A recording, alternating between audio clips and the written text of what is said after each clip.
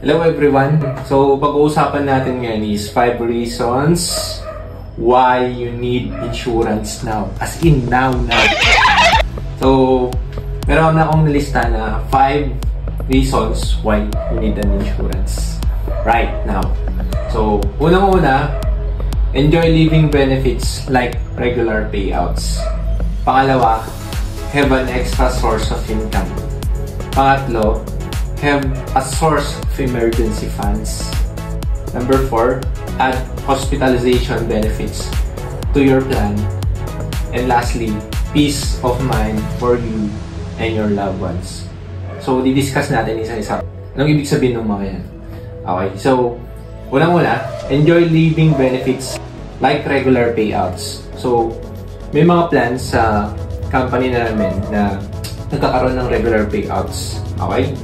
So, nasa inyo kung ano yung gusto nyong plan. Pangalawa, have an extra source of income. So, pwede siyang maging source of income kasi like yung nauna, meron ng regular payout. So, pwede mong gamitin yun na additional na source of income. And meron din siyang dividends. Yung company, nagbibigay sila ng non-guaranteed dividends na pwede mong reinvest sa insurance mo or pwede mong withdraw. Okay? Pangatlo, have a source of emergency fund. Okay? So, yung emergency fund natin, I think, it's equivalent to 3 to 6 months of our expenses. So, lalo kung nag-mature yung plan mo, magagamit mo yun as a emergency fund. Okay?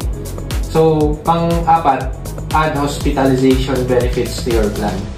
So, may mga plans na pwede nating dagdagan ng tinatawag na rider. Like for example, Enhanced Critical Illness Rider or Hospital Income Benefit Rider. So, yung Enhanced Critical Illness Rider or ECI na tinatawag, magagamit yun to cover someone who is diagnosed with critical illness. So, may ibibigay yung company na amount para gamitin niya na pampagamot.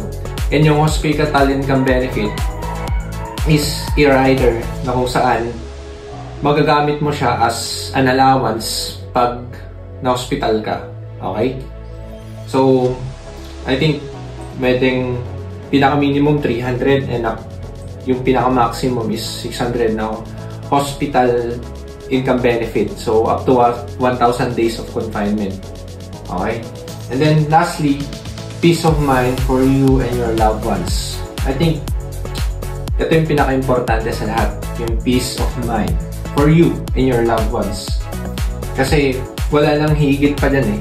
Personally, wala nang higit dyan para sa akin yung peace of mind na you are insured na even wag naman sana mapaaga kunin tayo ni Lord, merong maiiwan sa mga mahal natin sa buhay. So, yun yung reasons na kailangan natin magkaroon ng insurance right now, as in right now. So, I hope you learn in this simple presentation, and if gusto mong kumuha ng insurance, you can directly message me on my Facebook or Messenger and we can talk kung ano yung tailored fit na plan na gusto mo para sa'yo and your family. Thank you.